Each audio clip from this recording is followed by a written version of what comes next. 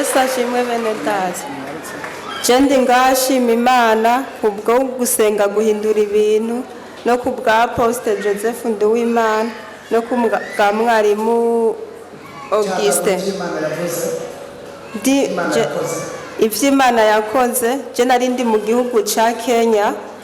barasengiye ndafashwa naragira indoto mbi cyane bivuye ku mavuta nari nakuye mu rushengero aho nasengera ariko maze gusengera nayaguze muri Nyarushengero maze kuyagura ntanguye kuyakoresha natanguye kubona abanyokuru bapfuye dufashanya guteka inyama ntangura no kurota izindi ndoto mbi cyane mbona ndiko ndafungura ariko maze kubibwira pasiteri arambwira ati wewe nufata ayo mavuta ndagusengere ubwire ukwizera uca ugenda uyate maze kuyata izo ndoto sinasubiriye kuzigira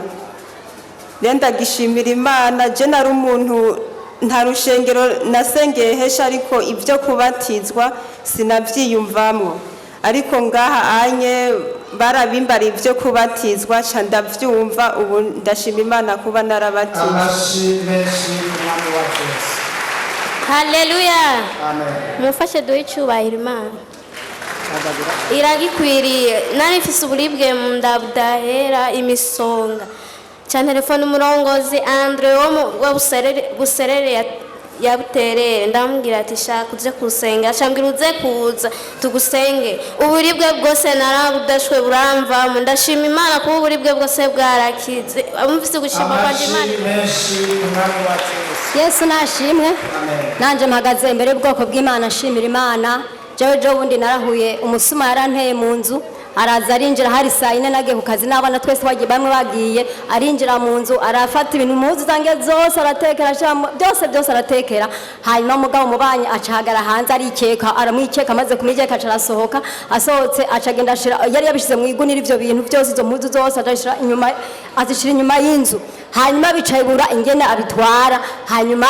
acabigumiza ngaho umugabo wanje agiye kuza niwe ntanze mvuye mu kazi acaraza sanga inzirera hanyuma aravuga ati nukuri nsanze yera nta na kimwe cyayasigaje burya babanyi baramubwira ati murondera twamubonye yiruka ariko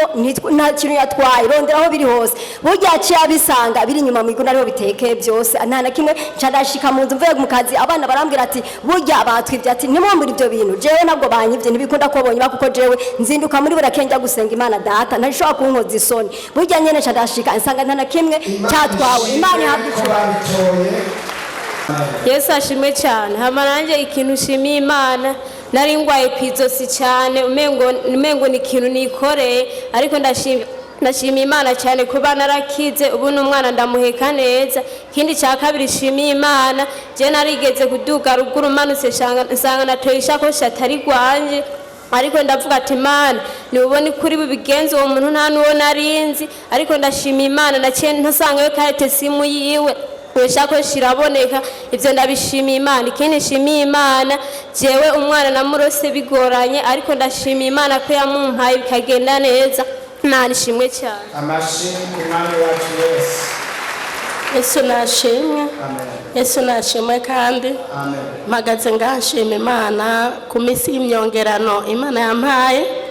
imisi yose nzomaraho nsigaje kumaraho je kubwanje mvuga ko ari imyongerano kubera je nasa n'uwapfuye intaya yanje ni ndende utwara umwanya muremure cyane ariko ndacagagura bikeyi ndashima Imana hari tariki 19 z'ukwezi kwa kabiri niho nagwara cyane nja mu bitaro mfatwa n'ibintu binjya umubiri wose sinagira ahantu niyagaza na hamwe maze numva uburibwe budashoboka aho nariko ndadandariza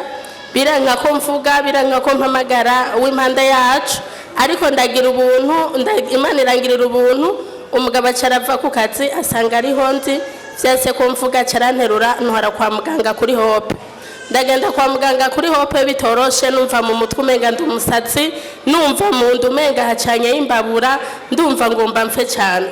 ikintu nshima Imana cyane uyu namubonye sinzi ico novuga kuko nasanze atandukanye n'abakozi b'Imana banzi kuko nari mfise ishengero nari ndimwo baragerageje gutelefona aravuga ati n'amaburi buragomba gufa bimeze gute ariko ntawe nigeze mbona ashika ko mu bitaro ndaguma ngaho mu bitaro nahamaze indwi imwe nahavuye ndishe 745 ariko nta mitende nigeze mbona nta mahoro nigeze mbona cyo ndamubwira umuganga ndamubwira ati byari byo byose je ntahana mve mu bitaro ahantu hose baratera serumu hagacavyimba ku munsi bampindura serumu ibice bitatu kuko ntivyakunda umuti winjiye hacavyimba bace barankura mu bitaro ntashobora gutambuka ntashobora kugira ikibazo banteruye bace baranzana ngaha ijya mbere barasengera cyane nadahu ibintu vyirabura biteye ubwoba ibintu vyirabura nk'umuntu ajya amakara bakambaza ati canke kufise imbanyi ujya amakara ndababwira to yaje nta karanja mugabo munda bamaze kunsengera umuriro ucurahera maze guhera nubundi vyagumye bikomera nguma ngwara nifuza uyu munsi ndaye mu bitaro ejo nkarara muhira mu gatondo ngiye mu bitaro ku mugoroba nkasubirayo abaganga bagapima ibipimo byose bishoboka bakabura bakabona ko byose nkomeye ndavuga ati none kamana biri bugende gute ndaguma ngaho kuwa kana w'inzu yahera niho nafatwa natango gufatwa hari kuwa mbere ntagura gufatwa nango na asima bambwiye ko ari asima mbwanje sinemera ko ari byo asima bifatana n'umutima uraduga umutima bawupimye ntabo babona bikanka ko mpema bikankwemu zose zikagenda umutima wose ugakatika kuva kuwa mbere ndi mu bitaro gushika ku munsi wa gatatu kuwa gatatu niyo bantahana muhira ndaguma muhira nguma bambwira abakozi b'Imana mu nsengere hari hageze igihe amaguru je warafatana bidashora ko ntambuka bidashora ko mpagarara amaboko ntashora kwigaburira n'ikintu na kimwe bantamika injya nk'umubebe kuja basize muri saro umugabo yaraterura kanshira muri saro mukunkura muri saro yaraterura gatwara mu cyumba kuburyo bampa umuntu aguma ncunze kuko umwanya wose ubwenge bwaguma bugenda narafa nkazuka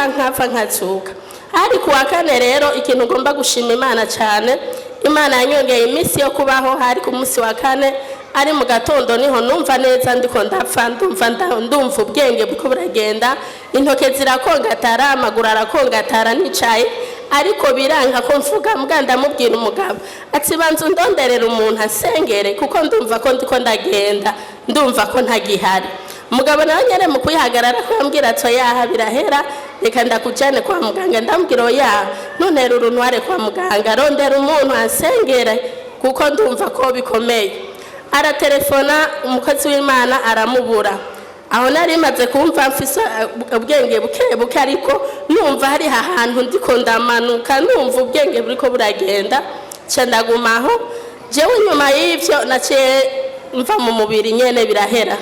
aho nari nicaye abona umugabo ndiyatse impamba basi ndagenda birahera ivyakurikiye ntavyo nzi no bambeshe ngo ndazi vyabaye ku munsi wa kane ariko baca aravuga ngo barazana taxi mu rupangu hose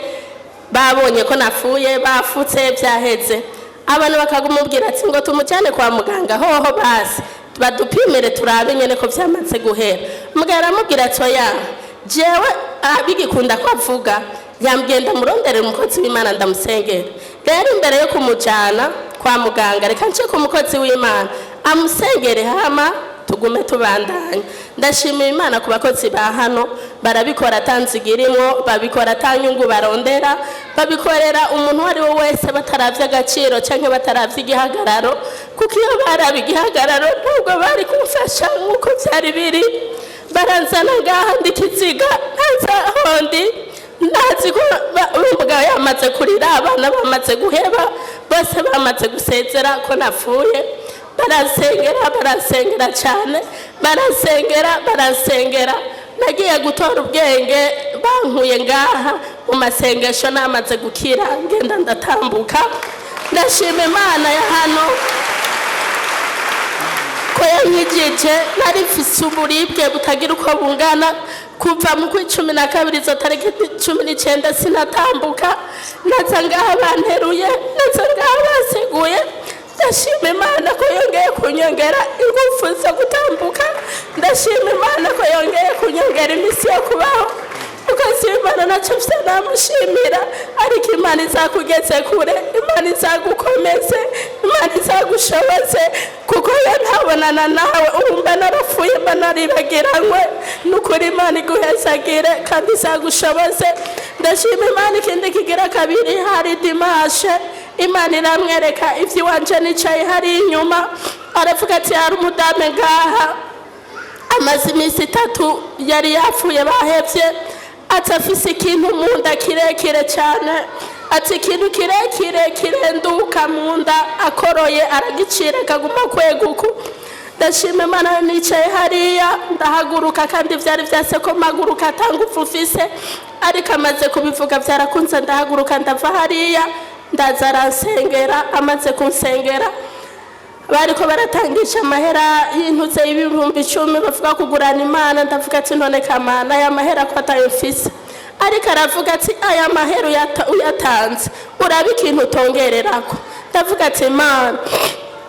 ugerageze uburyo bwose aho bashika ku mahera mfise. Nari mfise 2000 niyo nari nsigaranye, hamwe n'uwari yajanye yegetse twicaranye. Ca ndamubwira ati jewe aya mahera ibihumbi 2 ngomba ndabitange, naho bidakunda ko ntambuka, imana iramenya kuntu nza gutaha. Arambwira toya niwe yatanga turataha gute, je ko ntagushobora kandi ufise umwana. Ndamubwira ati imana iramenya kuntu bigenze. Umukozi w'imana numva aravuze ati n'ababibiri nibazana. Nariko ndanywa imiti hariya, nanice hariya kugira ngo mpeme, nafata umwanya wo kunywa umuti kugira ngo bikunde ko huguruka ngaha mpeme. Chanda nk'umuti mfata imiti ndayifata uku, ndayifata mu ntoke cyo fata n'izo 2000. Ndabwira imana ati imana aya mahera ko bariko baravuga dutongerere ku kintu, nukuri ndakwinga inzi y'imiti ibijyanyuma sisubire kuyifata. Nukuri ndashima imana kuva ku wa Mungu ryabaye ijyanyuma. Ku wa mbere niriwe ndatembera mu rupangu, ku wa kabiri niriwe ndatembera mu rupangu, ku wa gatatu narijanye muri pressereje gukoresha ama examen bari bantumye, nkomeye meze neza kandi n'ubushima imana nije nizanye nta muntu n'umwe yaje ngize guca. Amahesa bahetse agiye.